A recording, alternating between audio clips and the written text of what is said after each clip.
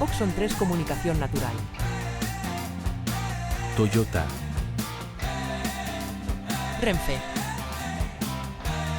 Nuevo Espacio Elite. San Miguel. Coca-Cola. Universidad de Oviedo. Acción Cultural Española. El Ayuntamiento de Gijón y el Gobierno del Principado de Asturias. Patrocinan la 37ª edición de la Semana Negra.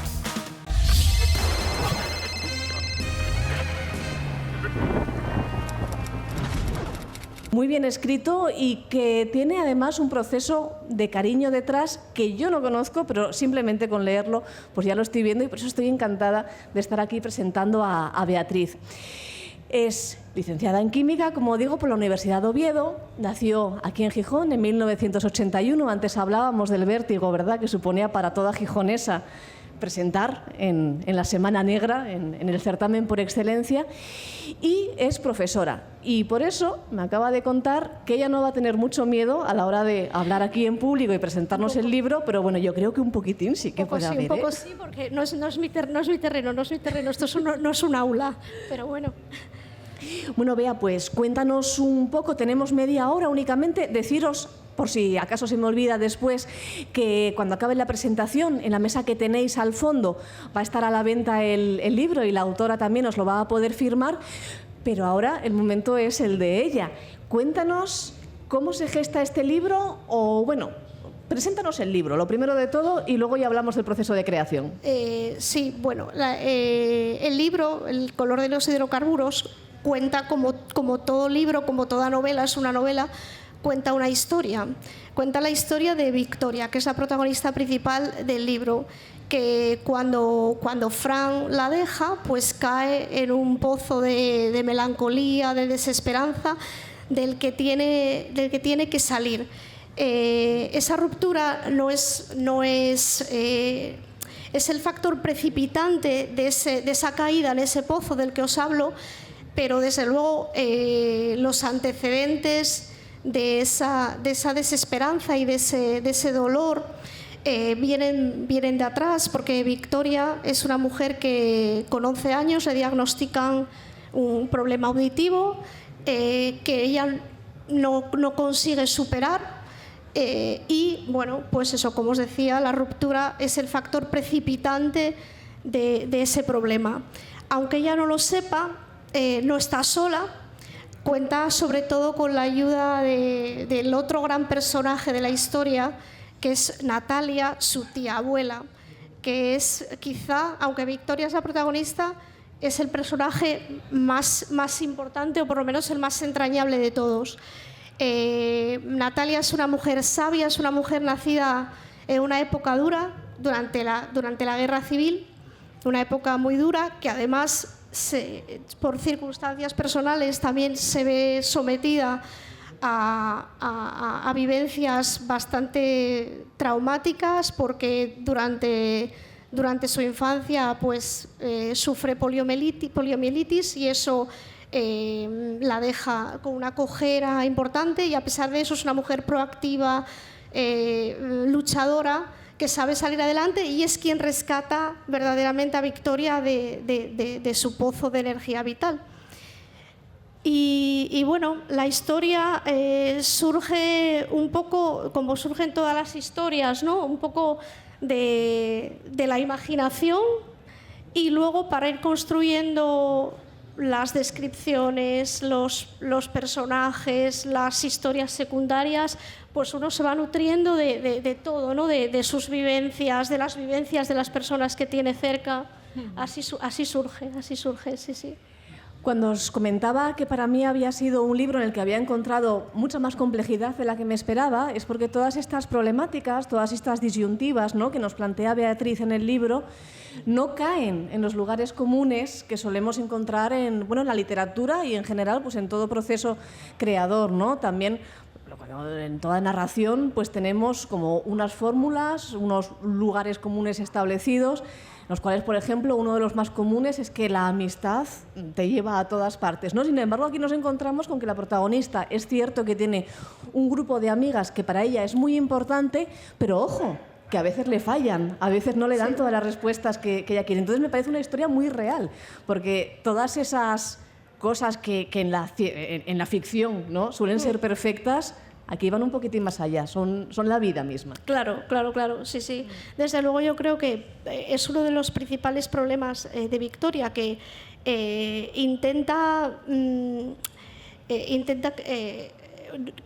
ella pretende que su vida sea perfecta dentro del canon normativo que ella considera la perfección, y es cuando se acerca a gente que no es tan normativa, como puede ser la tía Natalia, como puede ser Miguel, que se convierte al final en su pareja, cuando ella sale un poco de ese bache, ¿no?, de ese pozo del que antes te hablaba.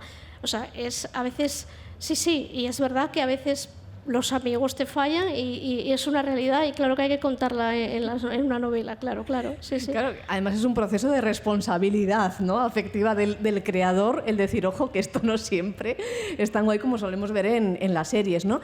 Otra cosa que me llamó la atención, Beatriz, es que, claro, normalmente en los narradores omniscientes, tú utilizas esta forma de narrar en este libro, pues suelen intentar que empaticemos muchísimo con el protagonista, es decir, que nos sintamos casi dentro de la piel del protagonista. Y aunque tú sí que es verdad que lo consigues, porque una llega a entender pues toda la problemática y todo el sufrimiento que está viviendo Victoria, desde ese papel, bueno, pues de mujer desengañada, de profesora que tampoco termina de encajar en los primeros momentos, ¿no?, en esa clase, y además pues una persona que tiene ese trauma ahí que la castiga mucho mentalmente. Sin embargo, hay momentos en los que yo emocionalmente me distanciaba un poco de Victoria en la novela, ¿no? Yo, por ejemplo, cuando llegué al momento, no hacemos ningún spoiler, que esto pasa en los primeros capítulos, no estamos reventando la novela, pero, por ejemplo, cuando Fran, que es su pareja, la deja, claro, ella está hundida en la más profunda de las miserias, pero yo me estoy hasta alegrando de esto, porque es que yo, el momento de la comparación de las esmeraldas con los ojos, digo yo, qué tío tan intenso, de verdad. Sí. Es verdad que el personaje de Fran, a mí ese personaje es verdad que es el que más rechazo produce de toda la novela. Y a veces te apetece decirle a Victoria en algún momento que por qué está con él, que por qué ese apego, porque realmente... Decirle eso de amiga, date cuenta. Claro, no le conviene nada, ¿no? Esa cosa de ese deje que tiene de triunfador, egoísta, ¿no? No le conviene a ella nada, pero claro, precisamente como es triunfador, como es inteligente, como es atractivo, eso es lo que ella busca, porque ella nunca ha sido así, nunca ha sido una persona atractiva, o por lo menos ella no se ve así. No, claro. Busca eso, y cuando realmente se recupera es cuando conecta con otro tipo de personas. Claro, sí. Debajo de toda esta historia, que puede parecer una historia de amor, porque efectivamente pues toda la trama, ¿no?, todo lo que es ese proceso de búsqueda del amor propio, de búsqueda también de otras formas de vida, de búsqueda de otra forma de ver el mundo que le permita ayudarla, ¿no?, a ella internamente, evidentemente, bueno, pues la catarsis es la ruptura. Pero como decías antes, detrás hay muchos problemas subyacentes. Está esa búsqueda, ¿no?, ese miedo al rechazo que tiene esta mujer, que encima además, desde el primer momento, cuando ella, por ejemplo, se planta en el instituto, y ahí va otra de las complejidades, ¿no?, de la novela, al lector, o por lo menos a mí, que estoy leyendo, me parece una tía exitosa y una tía que tiene una vida envidiable, y sin embargo ella no se ve así. Sí, eso es. Todo el mundo la ve así, menos ella. Y en ese sentido a mí me gusta mucho el personaje de Belén, la orientadora de su colegio, que es una compañera de trabajo, que es una chica, físicamente es una chica muy atractiva, ¿no? Pero es una persona muy insegura, ¿no? Se iba a presentar a unas oposiciones, tiene mucho miedo de no sacar la plaza, siempre le ha costado estudiar. Todo lo que no le pasa a Victoria le pasa a ella, y Belén la admira mucho a Victoria, pero ella es incapaz de admirarse a sí misma por esa presión social que muchas veces se ha impuesto a sí misma. Y yo creo que ahí juega un papel muy importante Natalia. Es la tía abuela Natalia la que le hace romper con esa visión de sí misma tan mala, ¿no? Y mejorar mucho su autoestima. Su problema es un problema de autoestima, de autoconcepto, en el fondo. Sí. Y al final lo que hace Natalia, en el fondo, es algo tan difícil, bueno, tan sencillo, pero a la vez tan difícil, ¿no? Como hacerle poner los pies en el suelo, mostrarle otras vidas que no son la de ella y que... Claro, sí. Que le pueden hacer frente. Beatriz, antes comentábamos que tú eras profesora, te dedicas profesionalmente pues a esa enseñanza de química, de ahí el color de los hidrocarburos, que estoy segura de que la mayor parte de los que estáis aquí presentes no sabéis qué color es, pero lo descubriréis. Y todos tus protagonistas, o por lo menos las protagonistas principales, Vicky, Belén, etcétera, trabajan todas en un instituto. A la hora de elaborar esta novela, ¿tú ya tenías claro desde el principio que querías llevarlas a ese terreno conocido para ti? ¿O simplemente surgió? Porque muchas veces, claro, no podemos pensar en todos los factores y decidimos pues, llevarlo a un terreno amigable, a un terreno conocido. Sí, no lo tenía previsto, surgió un poco, pero sí que es verdad que, claro, es mi primera obra, es mi primera novela y yo no podía, no me sentía capaz de diseñar un espacio muy diferente al que yo conocía. A mi mundo habitual, porque claro, para una primera creación no puedo entrar en mundos muy diferentes a los míos, hubiese sido imposible para mí. Entonces sí surgió un poco, pero bueno, ya casi estaba preestablecido que el personaje tenía que pertenecer por lo menos al ramo, ¿no? No sé si de la docencia, pero sí a un mundo no muy alejado del mío, eso está claro. Sí. Comentábamos antes, ¿no? En Petit Comité, Beatriz y yo, que esta Semana Negra, en el diario digital A Quemarropa, tenemos una sección, bueno, pues, yo creo que muy interesante, porque llevamos también a gente muy potente. Beatriz se ha librado este año, porque no nos conocíamos físicamente, pero para el año que viene no te libras de mandarme un texto con esta historia, ¿no? Es una sección que se titula Del ojo a la pluma y por medio de la cual un escritor o una escritora nos cuenta ese proceso que muchas veces es hasta doloroso, de lo chocante que es, de pasar de lectora a escritora, a creadora, ¿no? Y surgen historias muy chulas ahí, ¿no? Como un escritor, como un lector acérrimo decide llegar al mundo de la escritura y cuáles son los baches que se encuentran en este camino. ¿Cuál es el proceso por medio del cual una licenciada en química y profesora de secundaria llega a escribir? Creo que tu historia era de las pocas que me faltaban para completar un poco el ramillete que yo quería hacer para La Quemarropa, por eso te digo que te voy a fichar el año que viene, porque creo que el coronavirus tuvo mucho que ver en esto. Sí, tuvo que ver. A mí desde siempre me ha gustado escribir, desde siempre, desde niña. Y bueno, pues por circunstancias nunca había escrito nada, pero siempre lo había tenido ahí en la cabeza, ¿no?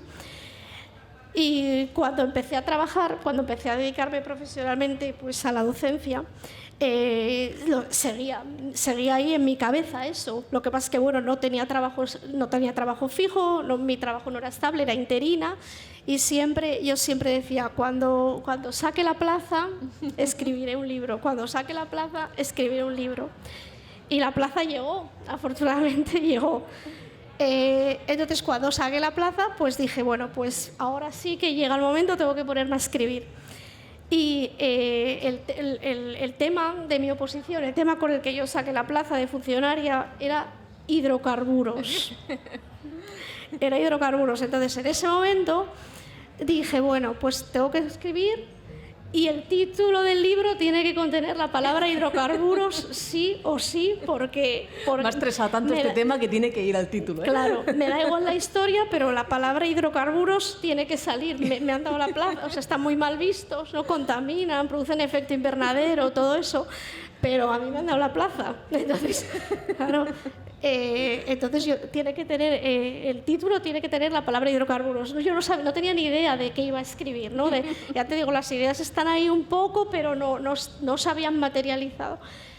Y con la llegada, pues sí, del coronavirus, del confinamiento, ahí es cuando ya me puse de lleno, cuando yo me puse delante del ordenador y acabé el manuscrito, pues sí, cuando salimos del confinamiento, más o menos. Y a partir de ahí, pues bueno, pues empieza todo el proceso, claro, ya te puedes imaginar. Se lo das a leer a tus personas más cercanas, ese manuscrito, ¿no? a ver qué les parece, si te dicen, si creen esto es publicable, esto no es publicable. Todas las personas a las que se lo di a leer pues me dijeron que sí. Es verdad que yo no las tenía todas conmigo porque, bueno, era gente muy cercana a mí, claro, no, quizás es que siempre desconfías. Yo cuando le doy un texto a una persona cercana y me dice que está muy bien, yo digo que no, que me digas lo malo, no me enfado incluso. Claro. Pero bueno, me lancé a buscar editorial. Sí que al principio, bueno, tuve algún pequeño problemilla y tal, que se acabó solucionando hasta que contacté con mi editorial actual, con Círculo Rojo, y desde el momento que contacté con ellos, todo fue muy bien, todo fue rapidísimo. Recibieron el manuscrito, bueno, pasé por las diferentes etapas, ¿no? Lectura del manuscrito, aprobación, maquetación, todo fue muy rápido y todo fue muy bien hasta, bueno, pues hasta enero de este año, hasta enero de 2024, que fue cuando ya tuve los ejemplares en mi mano, y ya a partir de ahí pues a volar. Hay un proceso difícil para el escritor, para la escritora en este caso.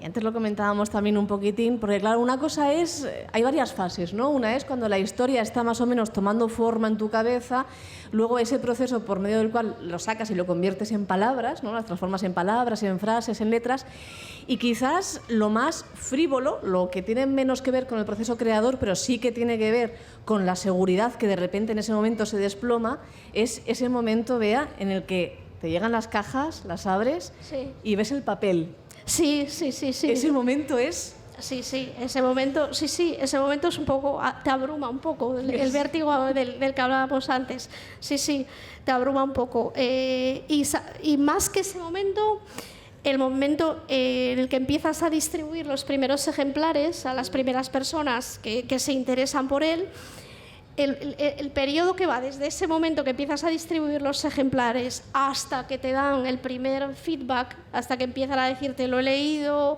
o lo estoy leyendo, me está gustando, claro, siempre pasa un tiempo, lógicamente, ¿no? Tú das un libro a alguien y no se pone a leerlo ese día y lo acaba ese día, ¿no? Pasa unas semanas. Pues esas primeras semanas, ¿no? Esos primeros días, desde que recibes el libro, lo entregas y te empiezan a llegar los primeros feedbacks, sí, es de más vértigo, claro. ¿Es peor eso? ¿Es peor esa espera o la espera de las notas de la oposición? No, es peor la espera de las notas de la oposición, sin duda. Es interesante lo que comentabas antes, ¿no? De las oportunidades. Bueno, esto evidentemente hay que tener mucho cuidado al decirlo, porque evidentemente fue una época nefasta, ¿no? Pero pensándolo, poniéndolo en positivo, esas relativas oportunidades que nos dio esa época del confinamiento, a mí me parece que va muy en relación, y lo comentabas tú muy bien antes, y hacías esa relación muy bien con una cosa que decía Virginia Woolf, cuando Virginia Woolf escribe, ¿no? La habitación propia, y ella dice que para que una mujer de su tiempo se pueda dedicar profesionalmente a la escritura, como hacen tantos hombres en su tiempo, tiene que tener una habitación propia. Esto quiere decir, tiene que tener una estabilidad económica, tiene que tener una autonomía, y era lo que comentabas tú, el proceso creador, tú puedes tener todas las ideas del mundo, pero hasta que no te sientes con tiempo y posibilidad de poder sentarte tranquilamente sobre la mesa, pues no eres capaz de escribir pues más de un par de capítulos. Y además es que estamos hablando de un libro que es complejo, que me imagino que el proceso de redacción te llevaría bastante tiempo. Yo escribo sin prisa y sin presión, y agradezco mucho el escribir así, porque, claro, yo no soy una profesional de esto todavía, o casi no me considero demasiado profesional de esto todavía. No podría escribir de otra manera, pero claro, yo tengo, lo que dices tú, yo tengo un sostén, un colchón, que me permite escribir y me permite crear sin presión, lo que a mí me gusta, como a mí me gusta, y marcando yo los tiempos de todo, ¿no? Del tiempo que me lleva a escribir, el tiempo que me lleva a corregir, marcando los tiempos de todo, que si mi circunstancia fuese otra, pues claro, las cosas cambiarían. De hecho, en el libro también hay algo parecido a esto, porque, por ejemplo, Natalia pinta, la tía Natalia pinta, le gusta mucho pintar, porque cuando es niña va a clases de pintura, ella era una niña de clase bien, y en su época una niña nacida durante la guerra de clase bien tenía que pintar, saber música, era lo que hacía, ¿no? Y Natalia pinta. y pinta muchos cuadros y durante toda su vida pinta porque nunca se dedica profesionalmente a ello realmente. Si se hubiese dedicado profesionalmente a ello, esa parte artística, esa parte creativa, a lo mejor hubiese muerto, ¿no? Y a mí me pasa un poco también, escribiendo me pasa eso. Yo escribo simplemente porque me gusta escribir. No siento ninguna presión escribiendo. Claro. Durante esa recuperación, ¿no? Esos primeros pasos que da Victoria, la protagonista del color de los hidrocarburos, hacia su sanación, hacia ese encuentro de un mundo, de una forma de ver el mundo más propicia para ella, bueno, pues ella pasa por ayuda profesional, por ayuda familiar, ayuda de las amigas. Dicen que una de las mejores formas para conocerse, para aprender a tratarse bien, es precisamente escribir. Yo una vez conversaba con una amiga psicóloga y me decía que ella consideraba que escribir sobre uno mismo, sobre una misma, aunque fuera en modo ficción, era una de las mejores formas de curarse, pero que sin embargo había mucha gente que no se atrevía porque tenemos todavía pues ese rechazo de lo voy a hacer mal, ¿no? A ti, Bea, el escribir este libro, el crear este libro, en cierto modo, ¿te has sanado de cosas? Sí. Escribir es terapéutico. Es verdad. Es terapéutico, sí. Yo se lo recomiendo a todo el mundo. Que luego no sale nada, bueno, pues no pasa nada, pero claro que sí, es terapéutico. Y yo creo que los psicólogos muchas veces lo recomiendan a sus pacientes, escribe lo que te pasa, ¿no? Porque es claro que sí, ayuda porque y además escribir necesita tiempo y vivimos en un mundo tan sumamente acelerado que muchas veces nos falta el tiempo, y sacar tiempo para escribir es una manera de obligarte a parar y a tener ese tiempo que todos necesitamos porque estamos programados para vivir a un ritmo X que la sociedad no nos permite vivir a ese ritmo, nos permite vivir a ese ritmo multiplicado por 100.000. Y escribir ayuda a eso, sí, es absolutamente terapéutico y recomendable. Sí. Así como decimos que escribir es terapéutico, cosa que es cierto. Claro, cuando hablamos de escribir no siempre hablamos de sacar un libro, podemos simplemente escribir un diario, podemos escribir líneas que nos salgan de nuestra mesita o que acaben saliendo con el tiempo cuando ya estemos un poco más seguras, ¿no? de lo que hemos escrito. Eso es verdad que todo el mundo coincide en decir que es terapéutico. Pero normalmente cuando hablas con escritores, con escritoras, con gente que ya lleva un poco de rodadura en este mundo, te dice que sí, que escribir es muy terapéutico, pero lo estresante que es tratar con una editorial, pues es importante, ¿no? Beatriz, sin embargo, tuvo la suerte de que no fuera así y contó con bastante apoyo de esa editorial, que yo creo que es una suerte y sobre todo además una suerte encontrárselo pues la primera vez que sales, ¿no? a hacer una editorial. Sí, sin duda. Tuve una experiencia previa a esa, sí, que un poco con otra editorial que salió mal, fue también también muy estresante, muy desagradable, pero en el momento que fue mi segundo contacto con Círculo Rojo, de todos los que probé, y desde ese momento salió bien, o sea que en ese sentido me considero afortunada, sí. Qué importante es tener también el apoyo no solamente de, lo que hablábamos antes, ¿no? de la protagonista, no solamente el apoyo de tías como Natalia, de amigas como las que tiene Victoria, sino también pues de todos los que nos rodean, de editoriales que puedan hacer su trabajo bien, de librerías, como por ejemplo La Revoltosa, que nos acaba de traer los libros, ahí los estoy viendo ya para la venta en la mesa, y la firma de libros que va a empezar en nada, en un par de minutinos. Yo lo único que me queda por preguntarte, Bea, es algo que estoy deseando y que yo creo que, no sé si habéis leído ya el libro, pero si lo habéis leído seguro que estáis de acuerdo conmigo. Dinos que hay otra en la libreta o en el ordenador, otra en preparación. Sí, hay, en el ordenador todavía no, pero en mi cabeza sí, en mi cabeza hay otra o más, no lo sé. Sí, porque hay hasta una posible segunda entrega del color de los hidrocarburos, porque varias personas que lo han leído ya me han dicho que que pide una segunda parte. Es que pide más. Pide una segunda parte. No, eso no lo tengo demasiado claro, pero que va a haber otra historia, que va a haber otra, sí, eso seguro, sí, porque en mi cabeza ya está, sí. Pues la Semana Negra va a tener siempre las puertas abiertas, las puertas de estas carpas abiertas para recibirte, para recibir a una escritora que, aunque ella no se quiera definir como profesional, yo siempre digo que el que ha tenido la valentía de transformar su texto en un libro tiene que ser profesional y ya lo es, y además es que aquí hay muchas tablas y mucho talento. Muchísimas gracias, Beatriz. Podéis ir ya a comprar y a firmar el libro, pero antes vais a tener que esperar porque me lo va a firmar a mí primero. Gracias a la Semana Negra, que desde el principio, desde que contacté con vosotros, me habéis respondido con brevedad, de la mejor manera. Muchísimas gracias a vosotros, Arantxa. La Semana Negra, en el fondo, sois vosotros, así que muchas gracias. Tenemos que hablar en primera persona. Muchas gracias. Gracias. Oxon 3 Comunicación Natural. Toyota. Renfe. Nuevo Espacio Elite. San Miguel. Coca-Cola. Universidad de Oviedo. Acción Cultural Española. El Ayuntamiento de Gijón y el Gobierno del Principado de Asturias. Patrocinan la 37ª edición de la Semana Negra.